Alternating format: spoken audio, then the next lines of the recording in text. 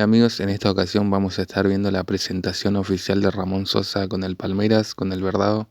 Bueno, como todos sabrán, en esta ocasión va a ser compañero de Gustavo Gómez, procediente del Nottingham Forest, viene a jugar en la Premier League, supo convertir por Premier, supo convertir por FA Cup, así que seguramente vamos a estar viendo un jugador muy completo en la Serie A de Brasil, en esta liga que es muy competitiva.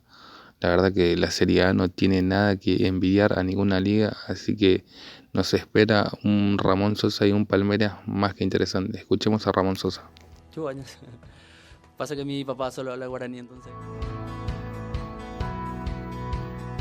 Ahí veíamos la presentación, Ramón Sosa orgullosamente acompañado por su padre, estando en Brasil, en Inglaterra, donde fuese, siempre con su papá.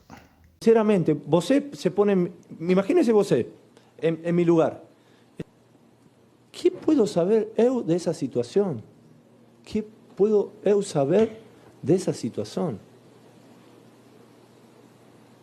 No sé ni de qué estamos hablando con lo acontecido. Bueno amigos, ahí veíamos, más bien escuchamos a Ramón Sosa declarando en portugués, adaptándose lo más rápido posible en su nuevo equipo, en un equipo Brasil, hablando portugués. Nada, mentira.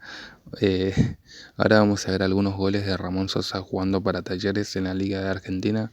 La verdad que Sosa es un jugador muy completo, que sabe, tiene regate, tiene cabezazo, tiene remate de media distancia. Ven este golazo que le hace a Belgrano de Córdoba jugando un clásico que no es nada fácil, jugando en la Liga de Argentina. Acá vamos a ver un gol de media distancia, tremendo gol de Sosa.